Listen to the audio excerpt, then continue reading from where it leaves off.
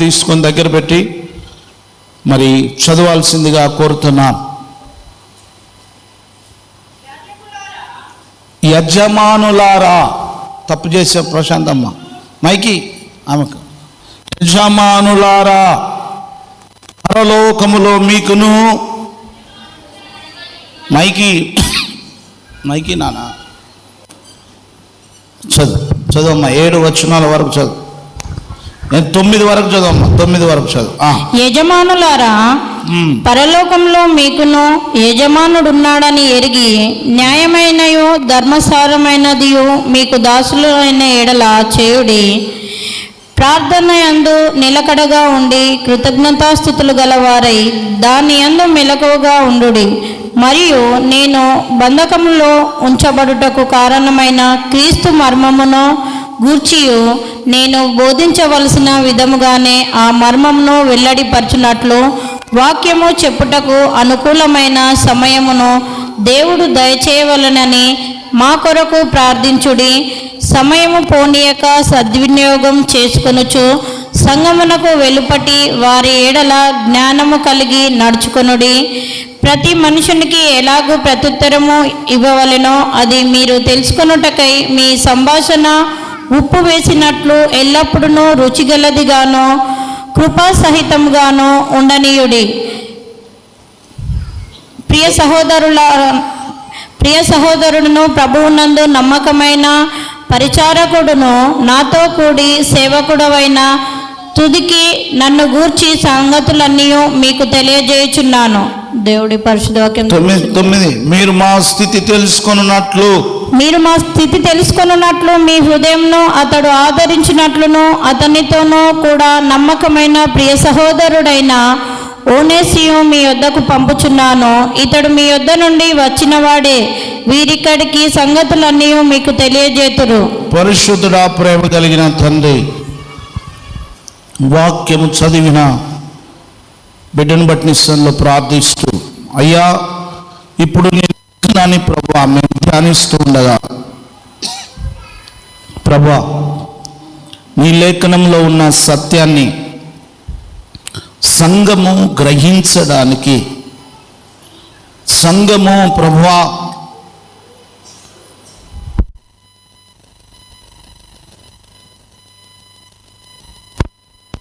మార్గాన్ని తెలుసుకున్నట్లు మేము సంఘములో చేరువచ్చాం. నీ సేవకుడైన మాటలు ప్రభువా మా జీవితాలకు ప్రయోజనకరముగా ఉంచమని, అయ్యా నువ్వు మాట్లాడమని మేము మా ప్రభువా నీ మాటలు వింటున్నప్పుడు ఇదిగో నాయనా అవి నీ మాటలని ఎరిగి ప్రతి ఒక్కరం కూడా ప్రభువా నీ ఎదుట నిర్దోషముగా బ్రతుకున్నట్లు సహాయం చేయమని యేసు నామమున ప్రార్థిస్తున్నాము తండ్రి, ఆమేన్. ప్రియులారా, దేవుని యొక్క వాక్యము చదివాం. పరిశుద్ధ దేవుని సంఘములో, సంఘ క్రమంలో, సంఘములోకి వచ్చిన తర్వాత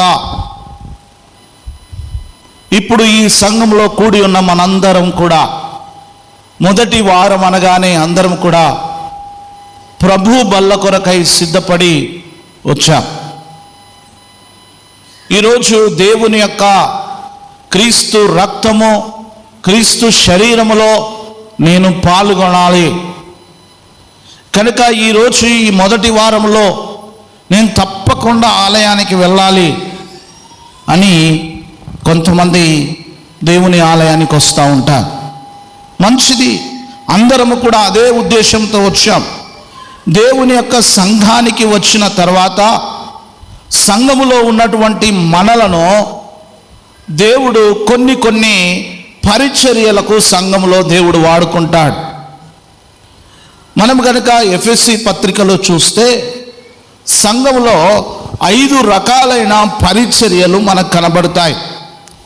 సంఘము క్షేమాభివృద్ధి పొందడానికి సంఘములో దేవుడు కొంతమందిని ఏమని ఎన్నిక చేసుకుంటాడు అంటే 4వ అధ్యాయము ఎఫెసీ పత్రిక 13వ వచనాన్ని ఒకసారి చూస్తే, పరిశుద్ధులు సంపూర్ణులగునట్లు క్రీస్తు శరీరము క్షేమాభివృద్ధి చెందుటకును, ఇక అండర్లైన్ చేసుకోండి, పరిచర్య ధర్మము జరిగించుటకు, పరిచర్య ధర్మము జరిగించుటకు ఆయన కొందరిని, సంఘములో కొందరిని అపోస్తులుగాను, కొందరిని ప్రవక్తలుగాను, కొందరిని సువార్తికులుగాను, కొందరిని కాపరులుగాను, కొందరిని ఉపదేశకులుగాను ఆయన నియమించును. దీనినే 5-fold మినిస్ట్రీ అంటారు.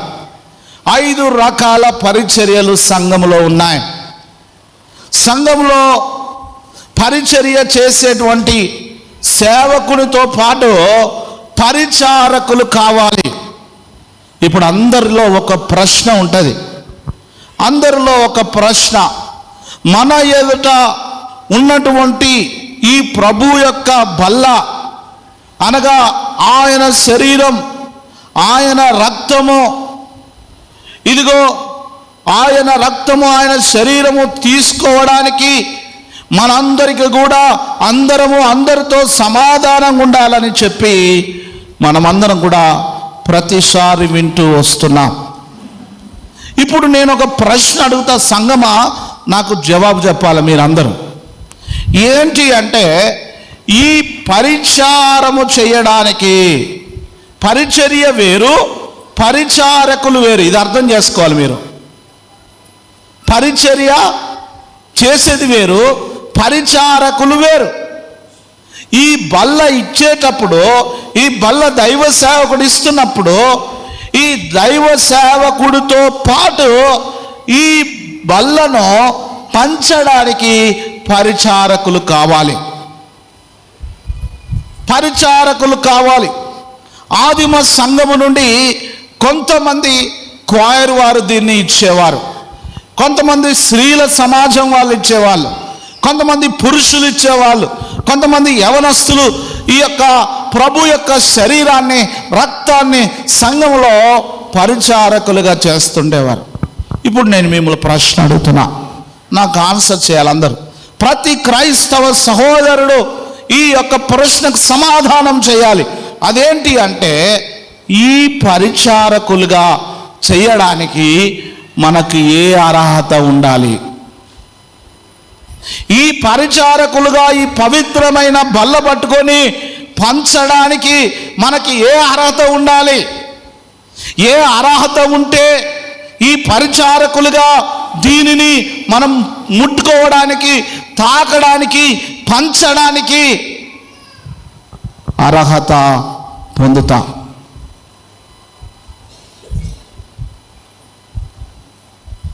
ఏముంటే ఈ ప్రభు యొక్క పవిత్రమైన బల్లలో నీవు చేస్తున్నావు కదా, ఈ బల్లను పంచడానికి పరిచారకులకు ఏ అర్హత ఉండాలి? అర్హత ఏముండాలి? What kind of qualities they ఉండాలి? వాడెందుకయ్యా బల్ల ఇస్తున్నాడు, ఆమె ఎందుకయ్యా బల్ల ఇస్తుంది, ఇతడు ఎందుకయ్యా బల్ల ఇస్తున్నాడు, అతడు ఎందుకలా కామెంట్ చేయడం బంద్ చేయాలా? నేనంటున్న వాళ్ళకి ఏ అర్హత ఉండాలా? వాళ్ళకి ఎలాంటి అర్హత ఉండాలి? బైబిల్ ఏం చెప్తుంది? బైబిల్ యొక్క పద్ధతిని మనం పాటించాలా? క్రైస్తవ సమాజము ఇక్కడే చెడిపోతుంది. ఇక్కడే దేవుని సన్నిధిలో మితిమీరిన ప్రవర్తన కలిగి జీవిస్తా ఉన్నాం. ఇప్పుడు నాకు ఆన్సర్ చెప్పండి, ఎలాంటి వాళ్ళు ఈ బల్లను పంచడానికి అర్హులు?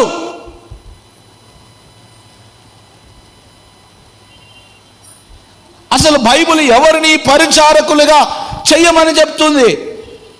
పరిచర్య చేయడం వేరు, బయటికెళ్ళి సువార్త కరపత్రికలు పంచడం వేరు. సువార్త కరపత్రికలు బల్ల గుద్ది ప్రసంగాలు మాలాగా చేయడం వేరు. దేవుని సన్నిధిలో కనబడకుండా పరిచర్య చేయడం. నిన్న నేను రాత్రి ఆ మెట్ల దగ్గర మీ చెప్పులన్నీ లైన్లుగా పెట్టాను. నేను చెప్పులు ఇప్పేటప్పుడు కూడా ఒక క్రమం లేదు. క్రమము లేని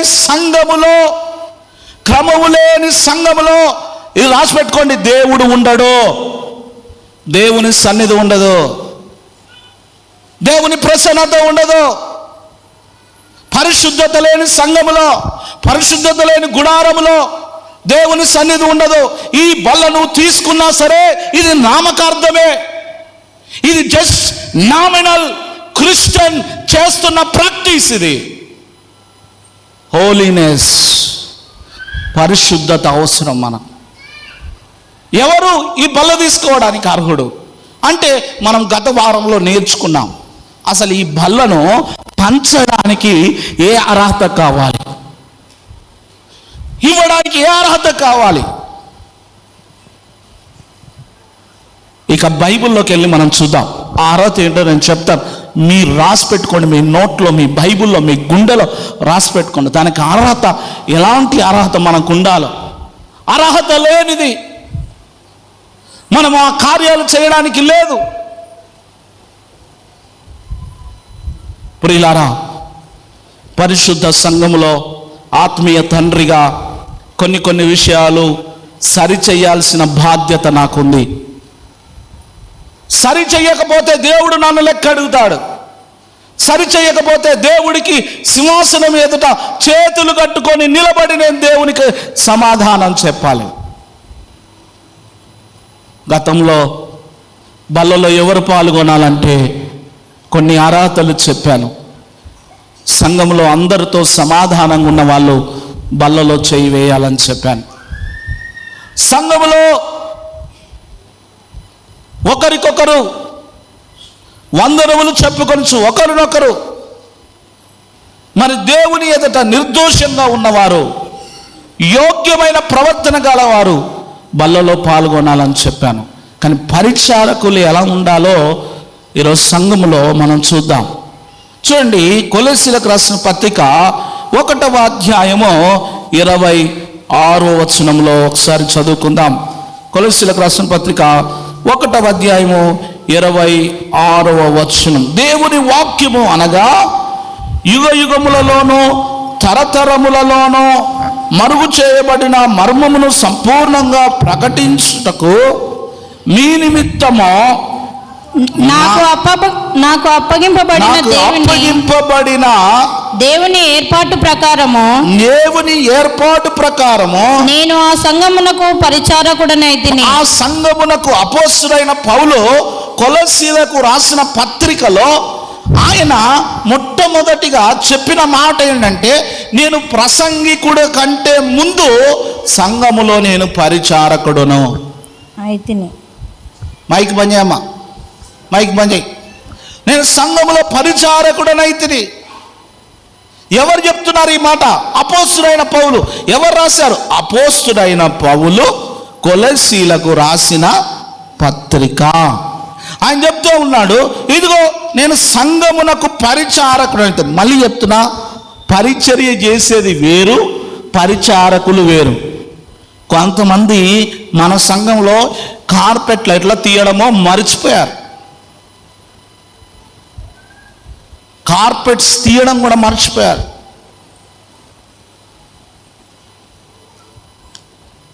నేను వరంగల్ దగ్గర ఒక గ్రామానికి నేను వాక్యం చెప్పడానికి వెళ్ళాను.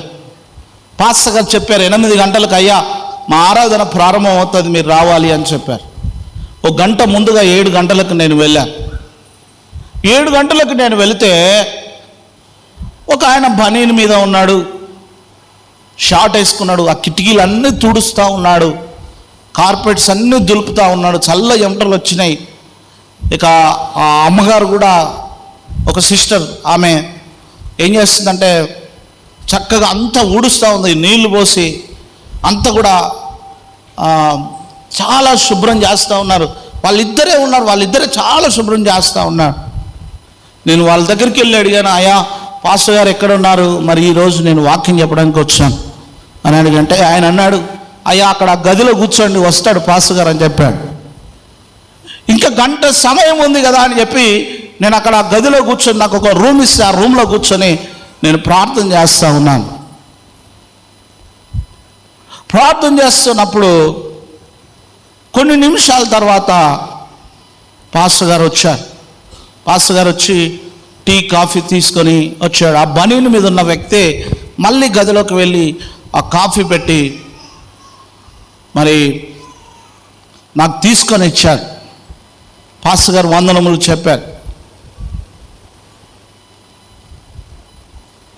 నేను అడిగాను, బ్రదర్ ఈయన ఎవరు చాలా చక్కగా మందిరాన్ని ఇంత శుభ్రం చేస్తూ ఉన్నాడు, ఇంత చక్కటి పని చేస్తూ ఉన్నాడు. వాళ్ళిద్దరు భార్యాభర్తలండి. ఆ భార్యాభర్తలు ఇద్దరు కూడా మా సంఘంలో పరిచారకులుగా పనిచేస్తూ ఉన్నారు. మా సంఘాన్ని 52 వారాలు మేమే మందిరాన్ని శుభ్రం చేస్తామని ఒక తీర్మానం చేసుకున్నారు. అందుకే వారు ఈ మందిరాన్ని చాలా శుభ్రంగా పెడతారని చెప్పి, సేవకులు ఎవరు వచ్చినా పరిచర్య వాళ్ళే చేస్తారని వారు నాతో చెప్పినప్పుడు నేను చాలా ఆశ్చర్యపోయాను. అయ్యా మీరు ఏం చేస్తారని చెప్పాను. నేను ఎప్పుడైతే ఆ మాట అడిగానో, దైవజనుడు చెప్పిన మాట, ఆయన యూనివర్సిటీలో ఆయన లెక్చరర్గా పనిచేస్తూ ఉంటాడు. యూనివర్సిటీలో ఒక టాప్ మోస్ట్ లెక్చరర్లో ఆయన ఒక లెక్చరర్, ఆ మేడం హెడ్ మాస్టర్గా పనిచేస్తుంది అని చెప్పారు. నా కళ్ళకు నీళ్ళు వచ్చాయి. ఎంత తగ్గింపు అంటే, ఒక యూనివర్సిటీ లెక్చరర్గా పనిచేస్తున్న వ్యక్తి ఎంత తగ్గింపుకొని ఆ పరిచారకుడుగా పనిచేస్తున్నాడంటే, తన షర్ట్ విప్పి బనీన్ మీద మొత్తం చల్ల ఎంటలు వచ్చేసాయి, ఆ పని చేస్తూ ఉన్నాడు. నా ఆత్మీయ కుమారుడు ఇర్మియా గారు పోలీస్ డిపార్ట్మెంట్లో వారు పనిచేస్తారు. ఆయన పరిచర్యలో ఆయన ఎలా చేస్తాడంటే, బాత్రూమ్స్ అన్నీ కూడా నీట్గా కడుగుతాడు. సండే రాగానే చర్చిని చాలా శుభ్రంగా ఉంచుతాడు. ఎక్కడ కూడా ఆయన తగ్గించుకోవడంలో ఆయన వెనుకకు వెళ్ళలేదు. మీరు నమ్మరు బిడ్డ, ఆయనకి ఎన్ని మరణాలు వచ్చినా దేవుడు తప్పిస్తూ వస్తూ ఉన్నాడు. చప్పట్లు కొడదాం దేవుని మహిమ. పరిచారకుడుగా తగ్గించుకునేటువంటి వ్యక్తి సంఘములో పరిచారకులుగా పనిచేయాలి. పరిచారకులుగా పనిచేయాల. సంఘం నాది అన్నప్పుడు సంఘములో ఈ పరిచారకులుగా నువ్వు చెయ్యాలంటే నీకు ఉండాల్సిన మొట్టమొదటి అర్హత, చూడండి, పరలోకంలోను చూస్తే దేవునికి పరిచారకులుగా పరిచర్య చేయిస్తున్న వాళ్ళు ఎవరయ్యా? 104వ కీర్తన 12వ వచనములో 4వ వచనములో చూస్తే దేవదూతలు దేవునికి పరిచర్య చేస్తూ ఉన్నారు. 104 104వ కీర్తన 4వ వచనం చదువు. 104వ కీర్తన 4వ వచనం. వాయువులను తనకు దూతలుగాను, అగ్ని జ్వాలను తనకు పరిచారకులుగాను ఆయన చేసుకొని ఉన్నారు. దేవునికి మహిమ కలుగును గాక. వాయువులను, అగ్ని జ్వాలను దేవుడు తనకు పరిచారకులుగా చేసుకుంటున్నారు. కానీ సంఘంలో పరిచారకులుగా ఉండేవారు ఉండాల్సిన మొదటి అర్హత ఏంటి అంటే, అపోస్తులైన పౌలు తిమోతికి చెప్తాడు, ఎవరైనా సంఘంలో పరిచర్య చేయాలంటే వారికి క్వాలిటీ ఉండాలి. క్వాలిటీ. హలో, అందరు ఇటు చూడండి. ఆ క్వాలిటీ ఏంటో తెలుసా? 1 తిమోతి 3వ అధ్యాయం 10వ వచనం చదవండి. 1 తిమోతి 3వ అధ్యాయం 10వ వచనం. మరియు మొదట పరీక్షింపబడవలెను, తరువాత వారు అనింద్యులైతే, అండర్లైన్ చేసుకోండి, అనింద్యులైతే పరిచారకులుగా ఉండవచ్చు. నా మాట కాదు, బైబిల్లో ఉన్నది చూసుకోవాలి. అండర్లైన్ చేసుకోండి. మళ్ళీ చెప్పనా? 1 తిమోతి 3వ అధ్యాయము 10వ వచనం. అందుకని ఒక్కసారి చెవులు గలవాడు వినుగాక. చెవులు నేను చెక్ చేసుకోవాలి. చెవులు గలవాడు, చెవులు ఉన్నాయా? చెక్ చేసుకో. ఎక్కడ చెవులు గలవాడు చదవండి. ఎవరు చేయాలి పరిచర్య? పరిచారకులుగా ఎవరు ఉండాలి? ఇప్పుడు చదవండి, ఆ వచనం చదవండి, మళ్ళీ చదవండి. పరిచారకులుగా ఎవరు ఉండాలి? ఈ బల్ల ఇచ్చేవాళ్ళు ఎలా ఉండాలి? చదవమ్మా, అక్కడ రాశాడు, వారు మొదట పరీక్షింపబడవలెను. వారికి ఎగ్జామ్ ఉండాలి. ఎగ్జామ్ ఏం చేయాలి? వారికి పరీక్షింపబడవలెను. తర్వాత వారు ఆ పరీక్షలో ఎలా ఉండాలి? అనింద్యులై అంటే ఏంటి? ఇది గ్రీకా, హిబ్రా, ఏంటిది అనింద్యులు అంటే? టీచర్ చెప్పండి, అనింద్యులు అంటే? అయ్యా, నింద లేనివారు. చప్పట్లు కొట్టండి, నింద లేనివారు. మనకు నిందలు బిందెలు చాలా ఉంటాయి. హలో, నింద లేని వారై ఉండాలా? ఒకసారి మనము ఈ పరిచారకులుగా పనిచేస్తున్నటువంటి మన జీవితంలో ఎక్కడ పడితే అక్కడ, ఎలా పడితే అలా ఈ బల్ల తీసుకొని వెళ్ళి నేను పరిచారకులుగా ఇస్తా అంటే సరిపోదు. తిమోతికి చెప్తున్నాడు, తిమోతి ఇదిగో సంఘములో ఉన్న వారిని పరీక్ష చేయి. సంఘములో ఉన్న వారిని పరీక్ష చేయి. వారు పరీక్ష చేసిన తర్వాత వారు అనింద్యులైతే వారికి ఆ పనిని అప్పచెప్పు. నిందలేని వారైతే అనింద్యులు. దౌర్భాగ్యం ఏంటంటే అనింద్యులు అనగానే ఎవరు అర్థంలో వాళ్ళు చూసుకుంటే ఎవరు కూడా నేను నిందలేదు, నేను అసలు నేను నా అంత నీతిపరుడే లేడు ఈ భూమి మీద అని అనుకునే మనము మనుషులం. ఖచ్చితంగా అనుకుంటాం. ఎవరి అద్దంలో వాళ్ళ ప్రతిబింబం చాలా చక్కగా కనబడుతుంది. అనింద్యులకు ఈ పరిచార చేసేటువంటి బాధ్యత కావాలి, నింద లేనటువంటి వారు. నేను 5 క్వాలిటీస్ చెప్తా. ఆ క్వాలిటీస్ మీ జీవితంలో ఒకవేళ కరెక్ట్గా ఉంటే లేచి ఈ పరిచారకుడుగా పనిచేయడానికి ముందుకు రా. ఇప్పుడు మీ ప్రశ్న అడుగుతా, అయ్యా నిందలే ఎవరు? మరి అందరికీ నిందలే ఉంటాయి కదా. ప్రతి ఒక్కరికి ఒక నింద, ఏదో ఒక నింద. మీకు విషయం చెప్తున్నా, 3 రకాలైన నిందలు ఉంటాయి మనుషులకు. మొదటి నింద ఏంటో తెలుసా? తాను తప్పు చేసిన ఆ తప్పును కప్పిపుడుతుంటే ఆ తప్పును నిందించే వాళ్ళు చాలామంది ఉంటారు. చేసిన తప్పును కప్పిపుచ్చడానికి ప్రయత్నం చేస్తే ఆ తప్పును ఎత్తి చూపించే వాళ్ళు చాలామంది ఉంటారు. అలాంటి నింద పొందేవారు ఒకరుంటారు. రెండవ రకం ఏంటంటే ఏ తప్పు చేయకపోయినా, ఏ నేరం చేయకపోయినా నిందలు పొందే వాళ్ళు ఉంటారు. అది రెండవ రకం. ఇక మూడవ రకం ఏంటంటే నిందలు ఎన్ని వచ్చినా సరే అది నాకు కాదు, అది నాది కాదు, నాకు సంబంధం లేదు అన్నట్టుగా వెళ్ళే ఒక కేటగిరీ ఉంటుంది. మీకు విషయం చెప్తాను, నువ్వు మంచి చేసి దేవుని సన్నిధిలో దేవుని కొరకు నువ్వు మంచి చేసి నింద పొందితే ఓకే.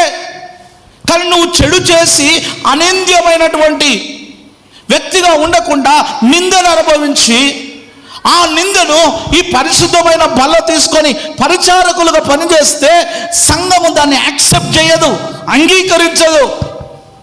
సంఘంలో ఉన్నవారు కూడా అంగీకరించరు.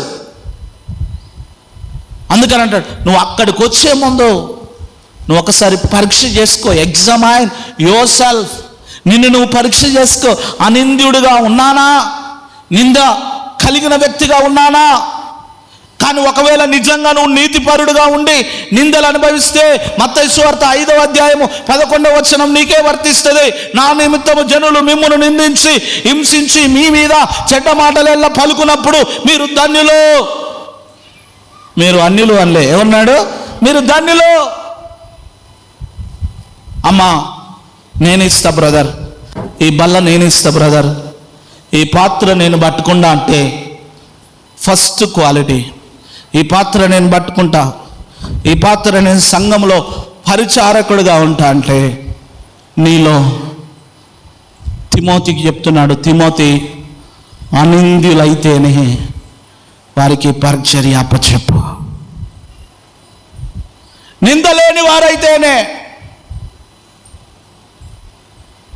అనింద్యత అనగా మనిషి బ్లేమ్లెస్ మ్యాన్. యోబు 1వ అధ్యాయము 1వ వచనంలో యోబు గురించి మాట్లాడితే అతడు అనింద్యాపరుడు, నిందలేనటువంటి వ్యక్తి. అవమానాలు వచ్చాయి, స్నేహితులు నిందలు పెట్టారు, అది వేరు. ఆయన నీతిగా శ్రమ అనుభవించాడు. చదువు బిడ్డ, 1వ వచనం చదువు. ఎవరు తీస్తే వాళ్ళు చదవండి త్వరగా. ఊజు దేశమునందు యోబు అని ఒక మనుష్యుడు ఉండెను. అతడు యథార్థవర్తనుడు, న్యాయవంతుడు, దేవుని యందు భయభక్తులు గలవాడు, చెడుతనం విసర్జించినవాడు. అతనికి 7 కుమారులు 3 కుమార్తెలను కలిగి అతనికి చాలా సంపద ఉంది. 10 మంది పిల్లలు. మనకు ఒక్కరిద్దరు ఉంటేనే తలకాయ నొప్పి. యోబుకి ఎంతమంది పిల్లలు? 10 మంది. ఇలా 10 మంది సంతానం ఉన్న వాళ్ళు చేయొద్దండి. ఎంతమందికి 10 మంది పిల్లలు లేదా? 10 మంది పిల్లలు, 10 మంది పిల్లలు ఉన్న వాళ్ళు ఉన్నారా ఇక్కడ? మైకేల్ నువ్వు కనాలే 10 మంది. ఆయన రాజకీయ నాయకుడు అవుతాడు కదా, 10 మంది పిల్లలు ఉంటే సైన్యం ఆయనకు అవుతుంది. యోబుకు 10 మంది పిల్లలు ఉన్నారు. ఆ 10 మంది పిల్లలు ఆయన దేశంలో యథార్థవంతుడు, అనింద్యుడుగా ఉన్నాడు. అమ్మా, ఈ బల్ల ఇచ్చే వాళ్లకు ఒక అర్హత కావాలి, అనింద్యులుగా ఉండాలి, నింద లేనట్టు. అయ్యా, ఇక్కడ ఎవ్వరు కూడా నింద లేకుండా లేరు పాస్టర్ అయ్యా, మరి ఎట్లా చేద్దాం అని అంటే, మళ్ళీ చెప్తున్నా, నీ మనస్సాక్షి నీ మీద నీవు నింద చేసిన వాడవు, లేదంటే నువ్వు తప్పు చేసిన వాడవు, నువ్వు తీయొద్దు అని మనస్సాక్షి నేను గద్దిస్తే అక్కడే కూర్చో. అయినా నీ మనస్సాక్షి గద్దించినా సరే నేను పోయిస్తానవా శిక్షకు పాత్రుడు అవుతావు. సంఘ కాపరిగా, ఆత్మీయ తండ్రిగా నా బాధ్యత బైబిల్ గ్రంథములో ఏది చెప్తుందో అది చెప్పాలి. కాబట్టి పరిచారకుడు అనింద్యుడై ఉండాలి. రెండవ విషయం చూద్దాం, ఎలా ఉండాలి. 5 క్వాలిటీస్ చెప్తాను, పరిచారకులు ఎలా ఉండాలి. 1 తిమోతి అదే 3వ అధ్యాయము 8వ వచనం చదువునాను. 3వ అధ్యాయం 8వ వచనం, పరిచారకుడు ఎలా ఉండాలో అలాగుననే పరిచారకులు మాన్యులై ఉండి, అండర్లైన్ చేసుకోండి, ఎలా ఉండాలి? మాన్యులై ఉండి ద్విమనస్కులను, మిగుల మద్యపానాసక్తులను దుర్లభమును ఆపేక్షించువారై ఉండక విశ్వాస మర్మమును పవిత్రమైన మనస్సాక్షితో గైకొను వారై ఉండవలెను. ఇక్కడ 2వ క్వాలిటీ, ఈ బల్ల ఇచ్చే వారికి ఉండాల్సిన 2వ క్వాలిటీ, మాన్యులై ఉండాలి. మాన్యులై ఉండాలి అంటే వారిలో ఎలాంటి దుడుకు స్వభావం ఉండొద్దు, వారిలో ఎప్పుడు ద్విమనస్కత్వం ఉండొద్దు. 2 మనసులు, కొంతమందికి 2 మనసులు ఉంటాయి. 2 మనసులు. ఎంతమందికి 2 మనసులు ఉన్నాయి? ద్విమనస్కులు ఉంటాయి. పోవన్నా వద్దా, పోవన్నా వద్దా, పోవన్నా చేయన్నా వద్దా, రవన్నా అని అంటాడు. నీ మనస్సాక్షితో, చూడండి 9వ వచనం అండర్లైన్ చేసుకో, పవిత్రమైన మనస్సాక్షితో గైకొను వారై ఉండాలి. శామ్యూయల్ కరుణాకర్ గారు చెప్తే కాదు, దైవజనులు ఎవరో చెప్తే కాదు, నీ మనస్సాక్షి ఏం చెప్తుంది? నువ్వు మాన్యుడువా? మాన్యుడు అంటే ఇట్స్ నథింగ్ బట్ దేవుని సన్నిధిలో నమ్రత కలిగి, చాలా తగ్గింపు స్వభావం కలిగి, దేవుని సన్నిధిలో తనను తాను ఒక సౌమ్యమైన వ్యక్తిగా కనపరుచుకోవడం, అలాంటి వాళ్ళే ఈ బల్ల ఇవ్వడానికి అర్హులు. చిన్న చిన్న విషయాలకు తొందరపడిపోతూ ఉంటారు చాలామంది. ఒకవేళ నీ సంఘములో నువ్వు అలాంటి స్వభావాన్ని కలిగి ఉంటే, అలాంటి మనస్సు కలిగి ఉంటే, better not to touch the Lord's communion. నీ హస్తములతో ఆ పవిత్రమైన దేవుని యొక్క బల్లను నువ్వు తాకకూడదు. అందుకే మాన్యులు ఎవరట? మాన్యులు. వారికి మాన్యులు అంటే కింద చెప్పారు, వారికి 2 మనస్సులు కలిగి ఉండద్దు. మనస్సులు రకరకాలైనటువంటి అస్థిరమైన మనస్సు కలిగి ఉండొద్దు. దేవుని యొక్క మనస్సు కలిగి ఉండాలా. ద్విమనస్కత్వం ఉండొద్దు. దేవుని మనస్సు కలిగి ఉండాలా. దేవుని ఆలోచన కలిగి ఉండాలా. దేవుని యొక్క తలంపు కలిగి ఉండాలా. ఇక ద్విమనస్కుల తర్వాత ఏమని ఉంది అక్కడ? మద్యపానాసక్తులను అని అన్నది. ఏ పానం? అసలు భలే ఉందా పేరు అయితే. ఆ పానం ఎక్కడ ఉంటుంది? ఏం చిరంజీవి, ఎక్కడ ఉంటుంది అది? తెలుగు పండితులను నేను ఒప్పుకోవాలే. ఏ పానాసక్తులు? ఎక్కడ ఉంటుంది ఆ పానం? ఏ మధ్య? ఏ శక్తులు? అసలు ప్రతి ఇంట్లో ఇలాంటి ఒక శక్తి ఉండొచ్చు నాకు తెలిసి. ఎవరింట్లో ఇలాంటి శక్తులు ఉన్నారు నాకు చెప్పకూడదు, ప్రార్థన చేయండి. మద్యపానాసక్తులై ఉండక. అదేందో పాస్టయ్య, నేను దోస్తులు వచ్చినప్పుడు ఏం చేయొద్దు అనుకుంటున్నా, కానీ నేనేం చెప్పిండు మార్క్ పాస్టర్ ఏం చెప్పాడు? ఏదో చుట్టాలు వచ్చిరని అట్లా అయ్యా అంతేనా? ఈ చూసినావు అయ్యా, అయ్యగారు తను చూసినావు అయ్యా, అయ్యో నేను పోయి నీ కంట్లోనే పడితే. ఎవరి కంట్లే? స్కాన్ చేస్తే దైవజనుడికి దేవుడు స్కాన్ చెప్పితే కొన్ని చూసినా కానీ మౌనంగా ఉంటాం, ఏం సపోర్ట్ చేయాలి అని అంటున్నాడు. ఈ బల్ల ఇచ్చేటువంటి వారు ఎవరై అంటే మాన్యులై ఉండాలి. 2 మనసులు ఉండొద్దు. మద్యపానాసక్తులై ఉండొద్దు. ఈ మద్యపానాసక్తులతోనే చాలా కష్టం. ఎందుకంటే వారి మనసు చంచలమైన మనసు. వారు నిద్రపోరు, ఇంకోళ్ళు నిద్రపోనియారు. వారి నోరు ఒక దగ్గర ఉండదు. వారు రాత్రంతా మాట్లాడి, రాత్రి నేనేనా మాట్లాడింది? ఒక సిస్టర్ చెప్తుంది, అయ్యా రాత్రి అంతా తాగొచ్చి ఒకటే కొట్టాడు. పొద్దుగా లేచి నేను దండం పెడుతున్నా, ఎవరితో చెప్పకు అంటున్నాడట. అరే మరి రాత్రంతా నువ్వు చేసింది సెల్ ఫోన్లో తీసినా చూడు. అరే నేను ఇంత ఘోరం అసలు. ఈ రోజు నుండి నేను వద్దు. చక్కగా లేచిండు, ఫ్రెష్ అప్ అయ్యిండు. నేను ఈ రోజు నుండి అని చక్కగా ఆడికే పోయిండు. మళ్ళీ ఒక దోస్త్ కనబడ్డాడు, నా దగ్గర పైసలు లేవురా, నేను వాడు నా దగ్గర ఉన్నాయి నీ డిసిజన్ను, నీ తీర్మానాన్ని. ఈరోజు ఇంకా ఫ్రెండ్షిప్ డే, నేను ఫ్రెండ్షిప్ డే గురించి చెప్దాం అనుకున్నా, కానీ ఎందుకు మళ్ళీ దోస్తులు బాధపడతారని. ఈ చెడగొట్టే స్నేహితుల వెంబడి వెళ్ళొద్దు మనం. నువ్వు హాస్పిటల్లో ఉంటే ఆ మందులు కొనిస్తే ఓకే, కానీ నేను హాస్పిటల్ పాలు చేసే మందు కొనిస్తే వాళ్ళతో స్నేహం చేద్దాము, స్నేహం చేయొద్దు. బైబిల్ అంటుంది, ఇదిగో ఈ పరిచారకులు ఎలా ఉండాలంటే, మొట్టమొదటిగా బ్లేమ్లెస్ పీపుల్, అనింద్యాపరులై ఉండాలి. రెండవదిగా మాన్యులై ఉండాలి. మాన్యులు అనగా వారిలో మరి ద్విమనస్కత్వం ఉండొద్దు, మద్యపానాసక్తులుగా ఉండొద్దు, దుర్లభమును ఆపేక్షించువారై ఉండక మంచి మనసాక్షి. ఇది రెండవ క్వాలిటీ.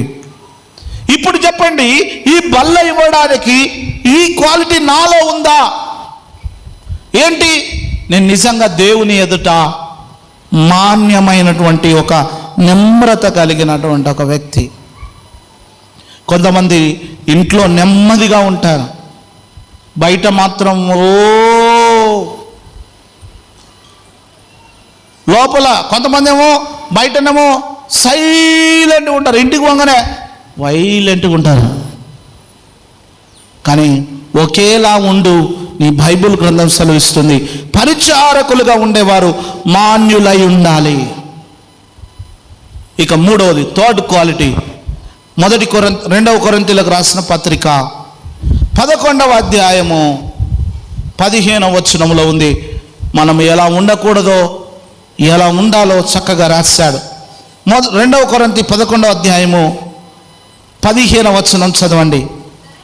గనుక పరిచారకులు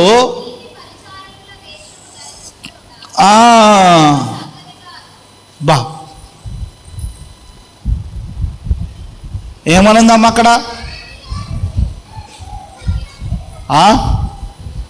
అందరు చూడండి, బైబిల్ ఏం చెప్తుంది అక్కడ? నీతి పరిచారకుల వేషం.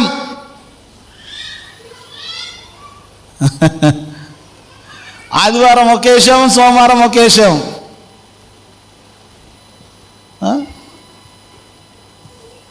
హలో, ఇంగ్లీష్లో ఏముంది తెలుసా? వేషాన్ని హిపోక్రసీ అన్నది. హిపోక్రసీ. సున్నము కొట్టిన సమాధులు, సున్నము కొట్టిన సమాధులు. అందుకే ఒక భక్తుడు రాశాడు, నన్ను దిద్దుము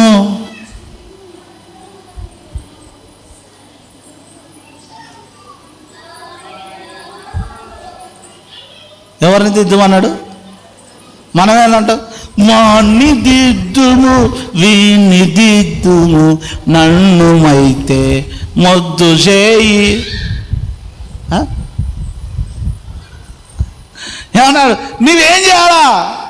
ఇక థర్డ్ క్వాలిటీ, నీతి పరుల వేషం వేయొద్దు. ఆదివారమేమో నీతి పరుల వేషం, సోమవారమేమో అనీతి పరుల వేషం కాదు. ఇలాంటి వేషం వేసుకొని ఇదిగో ఈ సంఘములో పరిచారకులుగా ఉండొద్దు అని కొరింథీలో ఉన్న సంఘానికి అపోస్తలుడైన పౌలు చెప్పాడు.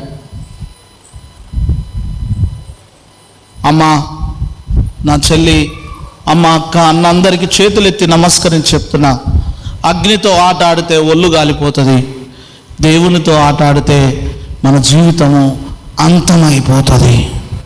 ఎవరితో కూడా నువ్వు ఎలా ఉంటున్నావో సమాజంలో నాకు తెలియదు, కానీ దేవుని ఆలయానికి వచ్చినప్పుడు పరిచారకులుగా నువ్వు ఉండాలి అంటే నీతి పరుల వేషం వేసుకోవద్దు. నువ్వు నీతిగానే ఉండాలి, నీతిగానే. మళ్ళీ చదువమ్మా వచనం, మళ్ళీ చదువు, ఆ వచనం మళ్ళీ చదువు. గనుక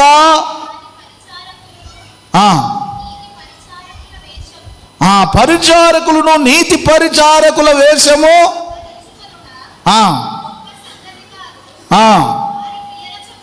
అది క్రియల చొప్పున, అది వారి క్రియల చొప్పున వారికి ఏం కలుగుతుంది? అంతం.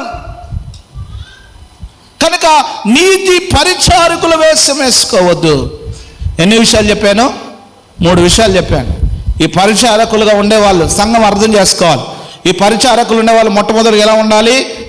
అనింద్యపరులు, నింద లేని వారై ఉండాలి. రెండవదిగా ఎలా ఉండాలి? మాన్యులై ఉండాలి. మూడవదిగా ఎలా ఉండాలి? నీతి పరిచారకుల వేషము వేసుకోవద్దు. నాలుగవది 2 కొరింథీ 11వ అధ్యాయము 1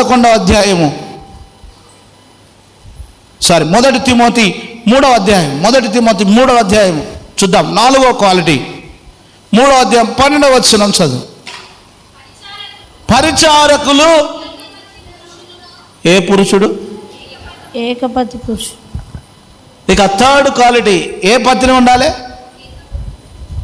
ఈ బల్ల ఇయ్యాలంటే, పరిచారకులు ఉండాలంటే ఎంతమంది పతులు ఉండాలి? ఒకడే పతి, ఒకే పతిని ఉండాలి. ఎవరుండాలి? ఏకపతిని పురుషుడును అయ్యా తమ పిల్లలను బాగుగా, తమ ఇంటి వారిని బాగుగా ఏలువారునై ఉండవలెను. అదే వాడు ఇంట్లోనే చల్లడు, చర్చిలో ఏం చల్లుతారా అని ఒక ఆయన అన్నాడు. మంచిగా అన్నావు. చెల్లని దాన్ని చెల్లించేవాడు దేవుడు. చప్పట్లు కొడదాం. చెల్లించే వాడు చెల్లడు కదా, వాడు చెల్లేటట్టు చేస్తాడు దేవుడు, బాగు చేస్తాడు. కానీ అట్లని చెప్పి 2 భార్యలు ఉన్నాడు వచ్చి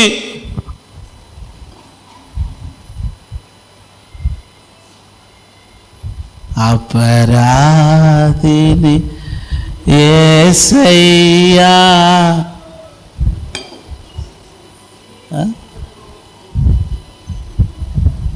అమ్మా పరిచారకులుగా ఉండాలంటే ఏకపతి 4వ క్వాలిటీ. ఇక చివరిగా లాస్ట్ అండ్ ఫైనల్ 5 విషయాలు చెప్తాను కదా. కనుక అనిందులై ఉండాలి, మాన్యులై ఉండాలి, నీతి పరిచారకుల వేషం ధరించుకోవద్దు, ఏకపతిని పురుషుడుగా, ఏకపతి స్త్రీగా ఉండాలి. అప్పుడే దేవుడు దీవిస్తాడు. అప్పుడే ఈ బల్లను ఇవ్వడానికి నువ్వు అరుగురాలువి, తీసుకోవడానికి కూడా అరుగురాలు. మరి దేవుని బిడ్డలారా, మనకొక ఉదాహరణ, మనము మంచి పరిచారకులుగా ఉండాలి. 5వది చివరిగా 1 తిమోతి 4వ అధ్యాయం 6వ వచనం చూద్దాం ఒకసారి. 1 తిమోతి 4వ అధ్యాయం 6వ వచనం చదవండి. దేవుడు సృజించిన ప్రతి వస్తువును మంచిదిని కృతజ్ఞతాస్తుతులు చెల్లించి పుచ్చుకొనిన ఎడల ఏదియో నిషేధింపదగినది కాదు.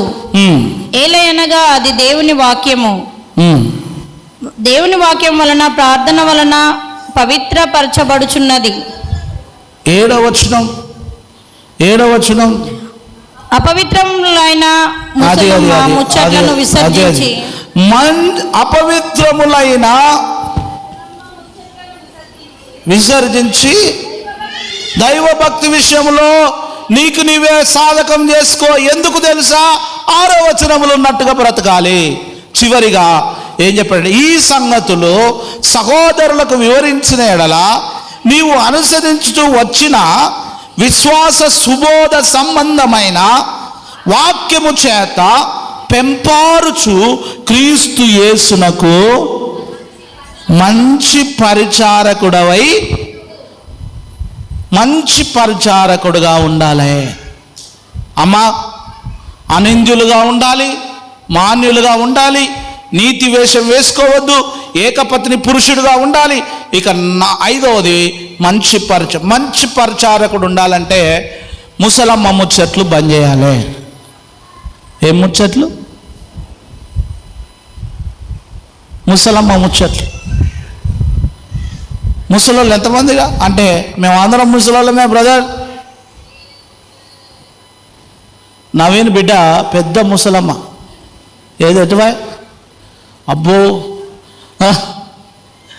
ఉన్నావా? చేయెత్తి నాగో. Very good. కొంతమంది చిన్న పిల్లలు, అది వాళ్ళు మాట్లాడితే క్యూట్గా ఉంటుంది, కానీ పెద్దోళ్ళు, ఎగ్జాంపుల్ ఇప్పుడు నీ కొడుకుని ఎత్తుకున్నావు, ఎంత ముద్దుగా ఉన్నావురా అని ముద్దాడుతూ ఉంటారు చిన్నప్పుడు. వాడు 2 కాళ్ళతో ఛాతి మీద దంటుంటే చూడు నా కొడుకు ఛాతి మీద దంతున్నాడు, వాని కాళ్ళు ఎంత ముద్దుగా ఉన్నాయి అంటే, అదే పెద్దగైనా కదా అంతే. వాడు నన్ను ఛాతి మీద దంతడా, పొద్దున అందరు విలువరి నన్ను ఛాతి మీద అంత. కుటుంబాల్లో, సంఘాల్లో ఎందుకు ఐక్యత, ఎందుకు ఈ యొక్క ప్రభు బల్లలో మనం అర్హులుగా ఉండలేకపోతున్నామంటే మన నోరును మనం కట్టుకోవట్లేదు.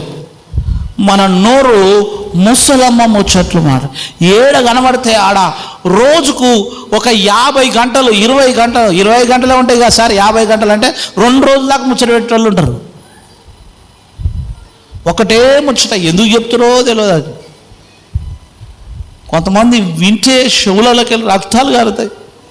చెప్తూనే ఉంటావు, తలకాయ ఒక్కొక్కసారి కింద పడిపోబుద్ది అయితే నాకు. అదే మంచి పరిచారకుడట తక్కువగా మాట్లాడతాడట. చప్పట్లు కొట్టండి. తక్కువ. వాని మాటలు ఎట్లుండేవి తెలుసా? మాట్లాడితే బంగారము లాంటి వర్డ్స్ బయటకు వస్తాయట. కొంతమంది మాట్లాడితే తుమ్మబంక లాంటివి వస్తాయి. ఎట్లుంటుంది? నల్లగా తుమ్మబంక. ఈ అన్నే కూర్చుంటారు. చెప్పు, తిండి అన్నే, డిన్నర్ అన్నే, లంచ్ అన్నే, అన్నీ అక్కడే. మంచి పరిచారకులుగా ఉండాలి. 5 విషయాలు. అయ్యా, ఈ బల్లి ఇవ్వడానికి ఎవరు అర్హుడు అంటే అనింద్యులై ఉండాలి, మాన్యులై ఉండాలి, నీతి పరిచారకులుగా ఉండాలి, ఏకపత్ని పురుషుడుగా ఉండాలి, మంచి పరిచారకుడుగా, నమ్మకమైన వారిగా ఉండాలి. మోషే హెబ్రీలకు రాసిన పత్రిక 3వ అధ్యాయం 5వ వచనంలో ఈ విధంగా రాయబడింది. హెబ్రీలకు రాసిన పత్రిక 3వ అధ్యాయం 5వ వచనం. 3వ అధ్యాయము 5వ వచనం. సాక్ష్యములుగా మోషే పరిచారకులై ఉండి, అమ్మ అండర్లైన్ చేసుకోండి, ఇది లాస్ట్ వర్డ్, మీరందరూ మీ హృదయముల మీద రాసుకోండి.